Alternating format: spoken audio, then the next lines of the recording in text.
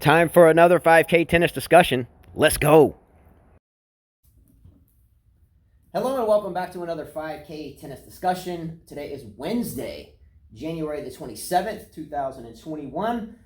We are here for what I think would be a relatively brief show in comparison to some of our longer live ones. We had a rainy day here today in Dolphin Island, and our house, by the way, is beginning to take shape, so hopefully in the next couple of weeks we'll be back into our regular studio area so we can get our wall that we're going to hope to get filled up with you guys' stuff. But anyway, so I put out a little setting today of some of the stuff that we'll be giving away for the Australian Open shows. So here's a lot of the Y-Tech strings. This is actually an Australian Open 2020 shirt that a friend of Carla's went there and sent this to us. So this is a size large shirt. It looks bigger than that. Though. Yeah, we had two of them, and the large fit pretty big on me, and I'm about 6'1", so it's a big fitting large. Mm-hmm. Anyway, we're gonna bring up just a couple of topics today, and hopefully we can get into the responses of those topics in comments.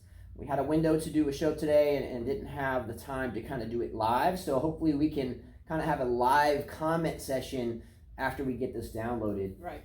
All right, make sure to like, share, and subscribe to the video and to the channel. That's your only qualification you need to qualify for the brand new tennis racket we're going to be giving away for the Australian Open, for the Y-Tech strings and gear, or some of the Australian Open apparel that we have, as well as some cash. So make sure to subscribe.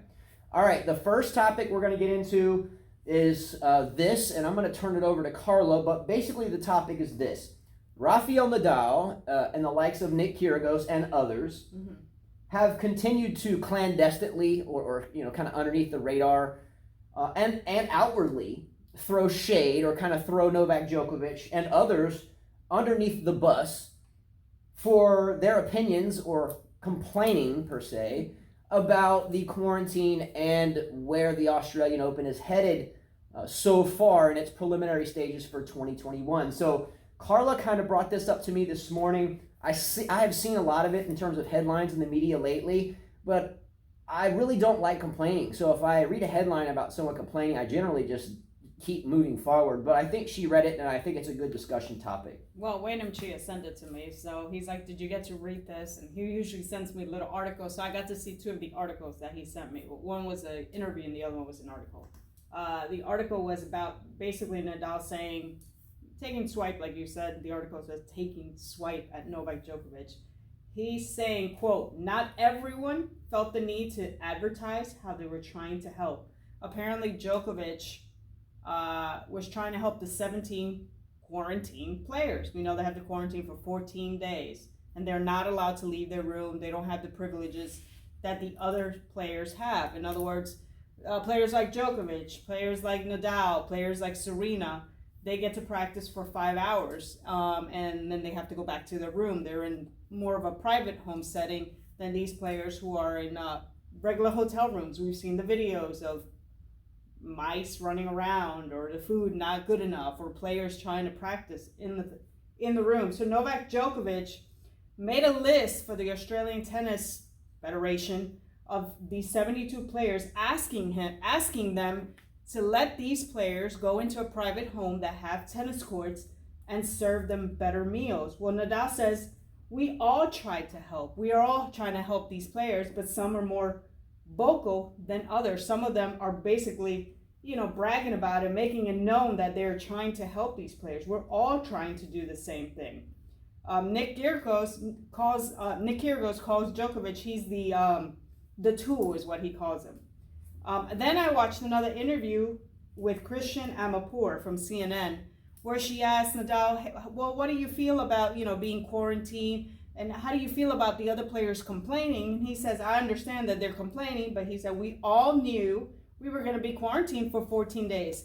He said, there are people that are dying. We're losing mothers, fathers. There's people who've lost jobs. And here we are lucky to play tennis. We all knew what we were coming into. Not only that, he said Australia's done an excellent job with their COVID numbers. They've been strict for a reason, so we're blessed to play. So he said, I wouldn't complain about this. I mean, we're playing tennis. Right. I think Petra Kvitova said the same thing. You know, they all knew what they were coming into. Yes, it's tough, but at least we get to play tennis while many people are losing their jobs, basically.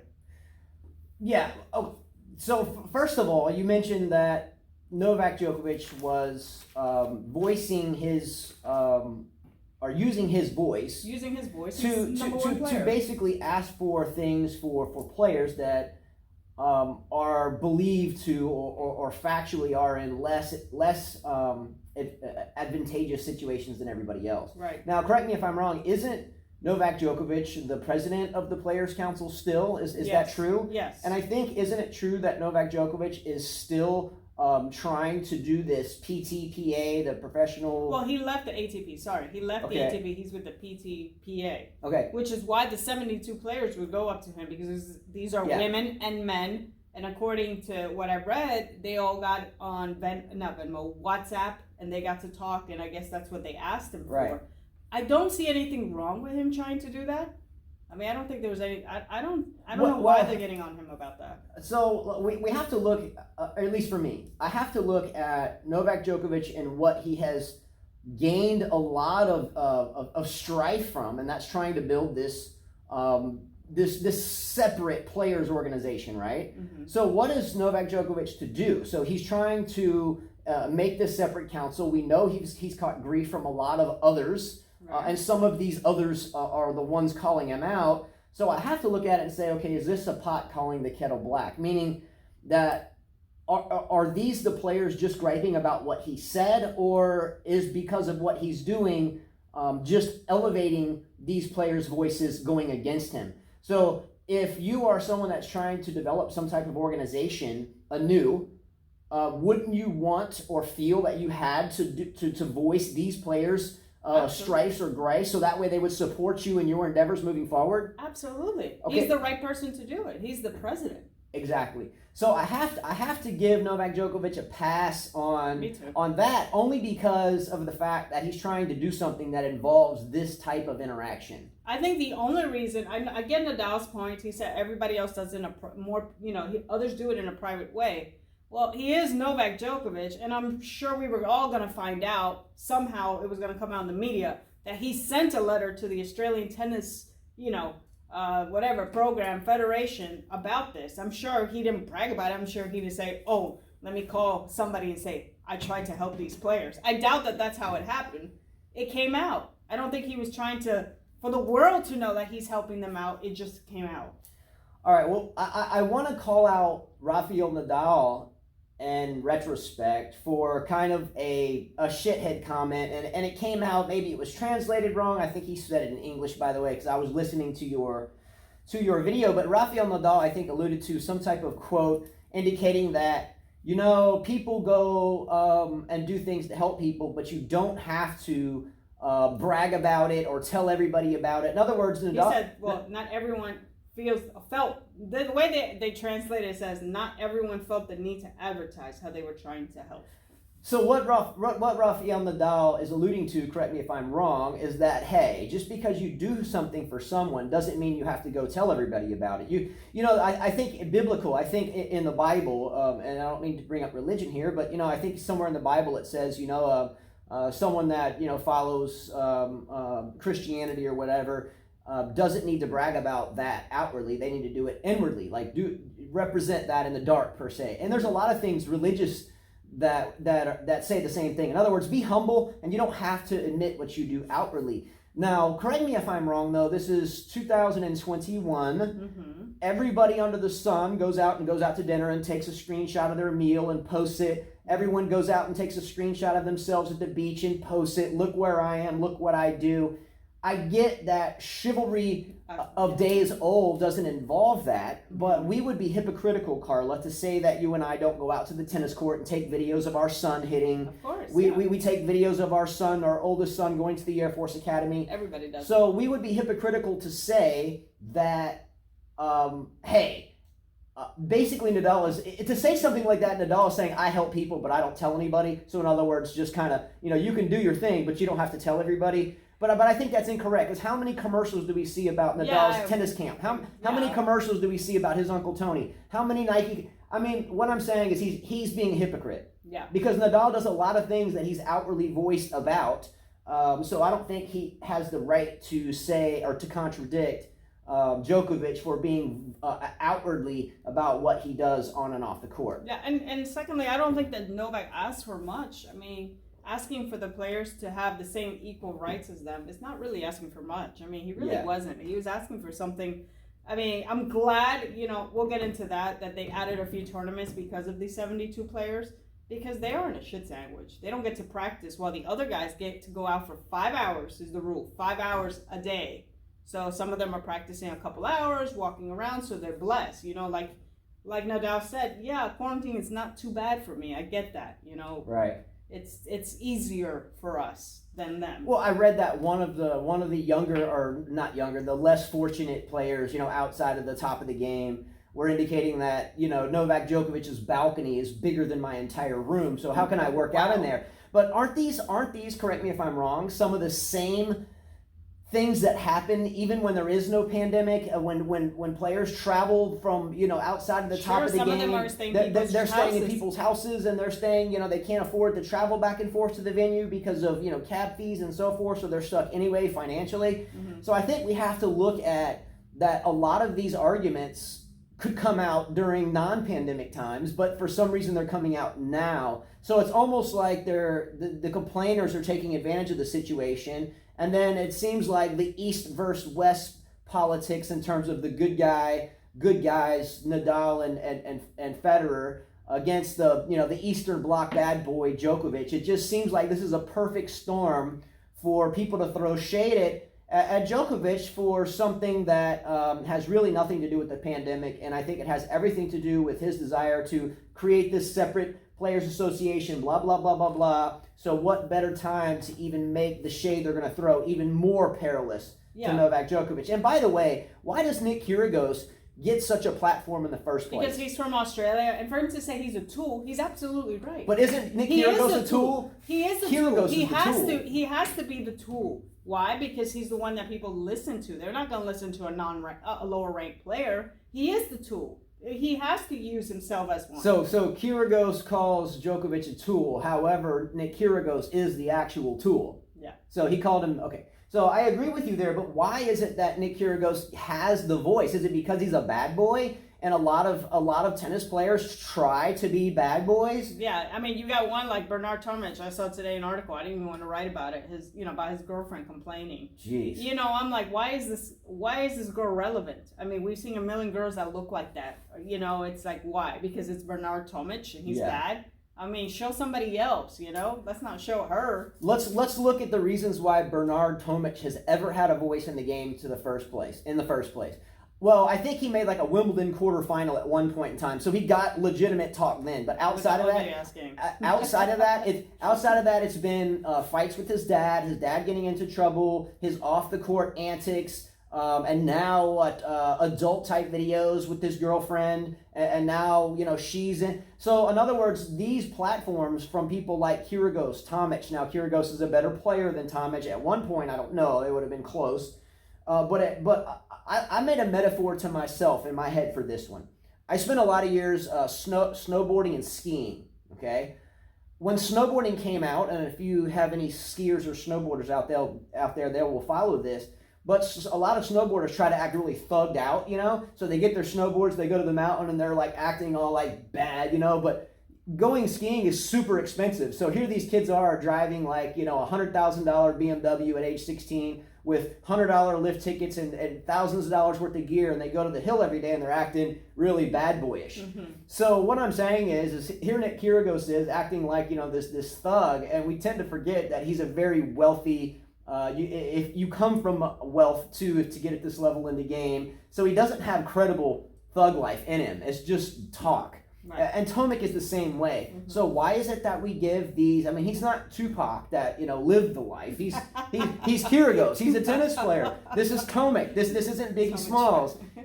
So I don't get why they get so much cred from that type of snowboarding crowd, but analogous to tennis. I don't get it, but they get it. Yeah. I mean, I do have to agree though. At watching Nadal's interview, he does say something true. Why are we complaining?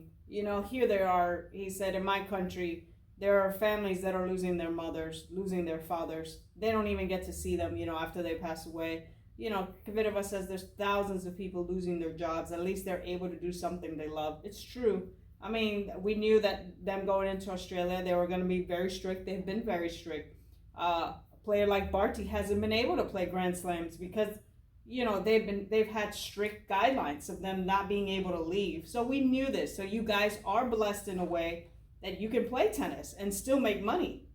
The rooms are paid for. The meals are paid for.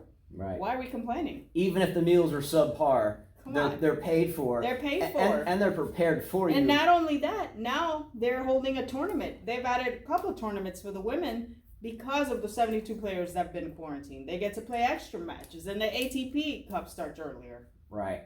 Look, there's a lot of different quotes over the millennia that basically boil down to, don't complain. Everybody's fighting a tough battle. Be nice. The list goes on, right? Mm-hmm. Nothing really helps by complaining. I don't fault Novak Djokovic for using his voice for something that he is trying to do, and that's to create a different type of organization for the players. So he did what he felt was best for him and his endeavor moving forward. And I'm sure he feels bad that he's in a better situation than most of those players. Yeah. I'm sure that there is some type of guilt that, hey, I'm getting a lot of practice. Well, some of these guys really, really need it, and they're not. Yeah. Never pass up an opportunity to keep your mouth shut. And two, always be kind, because everyone you meet's fighting a tough battle. I'm going to switch topics with these two type statements that I read today as we were discussing this. Number one, Rafael Nadal says that he was never and is not currently and will never be obsessed with being the best. Yeah. I read that and I'm thinking to myself, with all his meticulous water bottles and with all his butt picking and all his meticulousness, I would think he is off base here. I would think that the flavor of this statement, hey, I've never been obsessed with being the best, is a way to throw more shade at Novak Djokovic, given that I read this statement within the same interview that he was giving kind of secret shade to Novak Djokovic. Nadal, in my opinion, has always strived to be the best and bloodies his hands and feet up to be the best. So I think that when Nadal said that, quote, I've never obsessed about being the best, I think that he's a damn liar right there. I did listen to the interview where he said he's content where he's at, 20, and if he didn't, win anything else, he would be all right. I don't believe him. I think that what you just said, the guy is so particular about his things, and you're right, he bloodies up his fingers, his toes, of course he wants to win. When you're a champion, you're telling me that Serena, Roger, Djokovic, Martina Navratilova, Steffi Graf, they didn't try their best to be the best? Yeah. Were they content? Yeah. No, those that are content are in Nick Kyrgios' shoes or Bouchard's shoes or Tomic's shoes. Right. They're not, those champions, they always want to be better. Yeah. Definitely, just like I think it was just the other day in the basketball world, LeBron James was saying that it's never been about me, it's always been about the team. And I think Stephen A. Smith from ESPN was like, dude, you're a liar. Yeah, because he was because he's always trying to dunk on somebody. So yeah, the moral, they gave the MVP to somebody else, and he was upset. Yeah. About So that. the moral of the story here is Nadal is a straight up hypocrite, liar here, and very immature here. He's been obsessed with being the best, all the way up until the point of butt picking and water bottles. So if he wouldn't be obsessed, he would have played the he would have played the U.S. Open and then gone and played the French Open. But he obviously picked the right, because he wanted to win, and there's nothing wrong with that. We're not saying there's anything wrong with that, but don't say that you don't obsess over it. Yeah. When you obsess over where your water bottle is and how it's positioned, where your towel is, and even with what you do with your fingers and how you run off the court, you do it the same way every single time. Exactly. So yeah. So if you're doing that, you are so mental to the fact that you're saying, if I'm not perfect here, set this there, that I might lose a point because of it. Yes. That's an OCD issue. Look, I have a psychology degree from a university. That's textbook obsessive compulsive disorder. Whether it's if you're setting something up so perfectly every time in the middle of whatever you're doing, you think that if you don't, it might hamper you moving forward, and that means you're obsessing to be the best. Last thing, and we're going to shift gears. Pertaining to this topic, that is, Nick Kyrgios says that Novak Djokovic is our LeBron James, and given that he is our LeBron James of tennis, the stuff that he did was at the wrong time. In other words, he's saying that LeBron James to basketball is what Djokovic is to tennis right now, and that LeBron James wouldn't have done such stupid stuff. Stupid comment, zero relevance whatsoever. That made no sense. LeBron James is, of the current playing basketball players, has the most championships. Yeah. So he is not the LeBron of now. You see what I'm saying? Because Nadal is still playing with more. But anyway, it doesn't matter. Neither here nor there. But why does Nick Kyrgios keep getting this type of platform to say things on? First of all, maybe it's because he beat Djokovic twice. Go get a different haircut, because I'm tired of looking at your hair and your hunchback. He looks horrible every time he walks. All right, we're going to make a second topic really fast. And we've talked about this ad nauseum on this channel before. We've done separate shows because of it, so I won't beat a dead horse. But if you know who Amelie Marismo is, she was a Wimbledon winner 1 year, and she's had a rough road as a human being. Carla has. Didn't she win more than one time? I thought she won Australian. I think she won one. No, I think you're wrong. I think she won Australian too. Maybe I don't know. I don't recall. She won Wimbledon by default. Neither here nor there. That's not why I'm bringing up this topic. Fine player. You have one of her Dunlop tennis rackets signed. But Amelie Marismo would like to see all of the women's Grand Slam finals, just the Grand Slams, the best 3 out of 5 sets. Now, we talked about this before. Now, I must remind everybody that the WTA finals for about 14 years, 1984 to 1998, I think, when played in New York at Madison Square Garden, the Grand Slam finals was a 5-set match. I think the last one was Martina Hingis beating Lindsay Davenport, and I think a 4-setter. But what are your thoughts on women's Grand Slam finals being the best of 5 sets? Just the final. I think I would agree with her, just because we've seen a lot of finals that have been so lopsided. You know, we've watched Halep go through Serena, like within seconds. Kerber, same thing happened. It was just boom, boom, boom. I mean, the last good final we had was Azarenka and Osaka. But lately, the women's finals have been one-sided. We watched Kenin and Swiatek. Quick match. I mean, kind of, the people that are paying those tickets deserve more. So I would say 3 out of 5.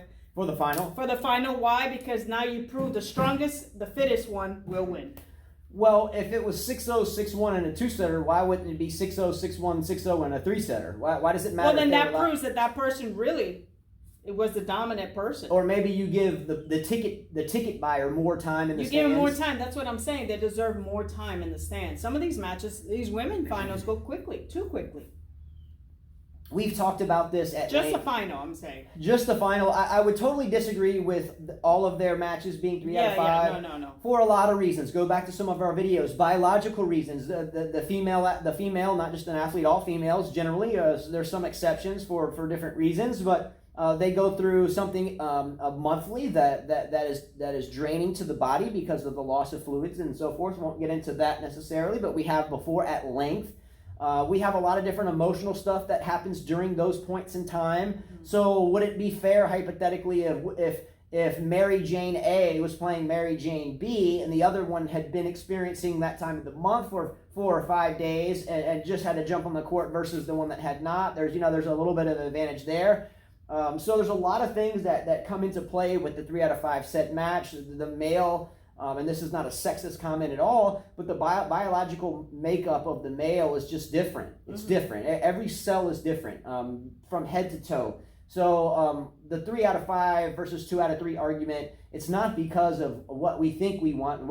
It's about the health and the safety of the player. Right. So Grand Slam finals, okay, but I don't think if someone beats someone 6-0, 6-1 in a final in 2 sets, I don't think necessarily the 3rd set's going to make any difference at that point.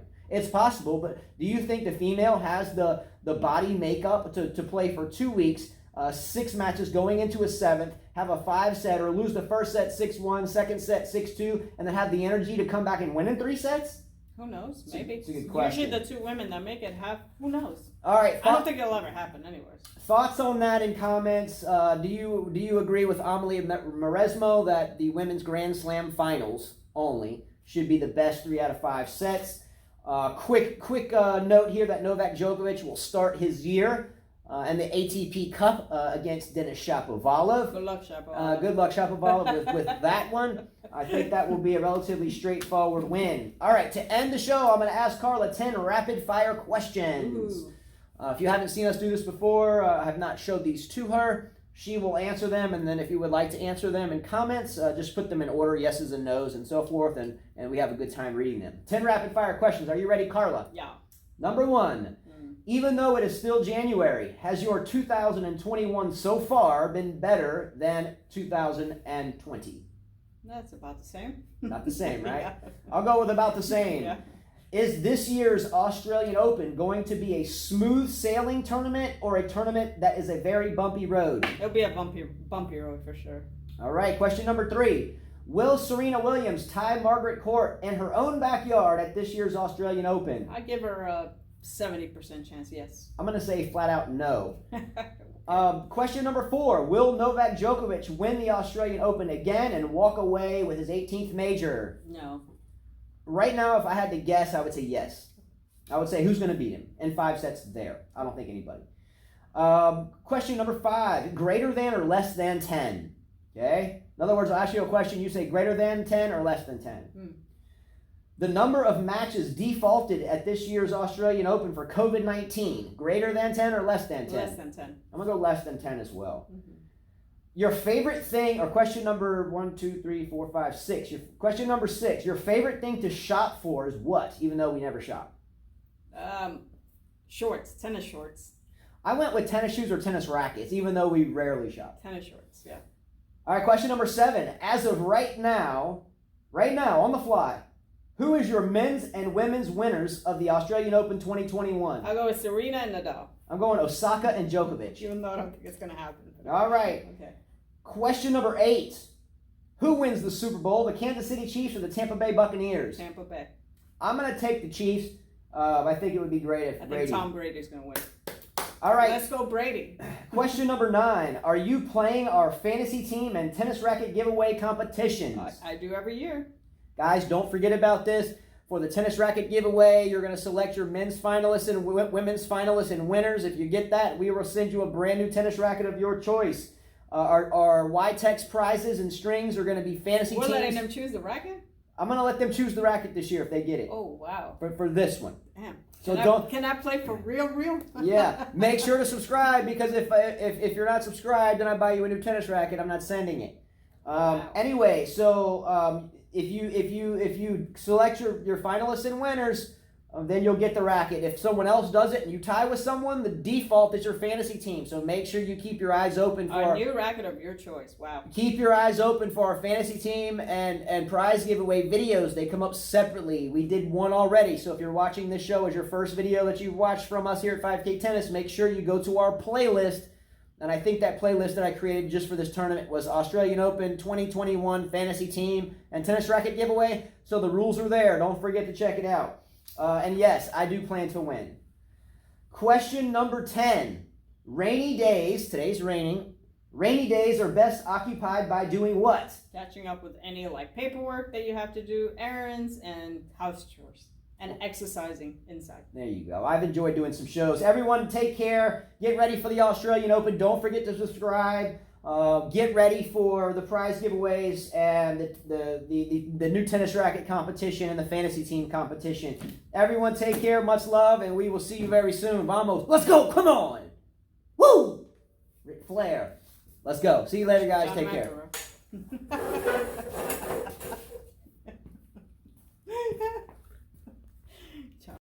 Take care. Have a great day. Stay positive. Subscribe, and we'll see you soon.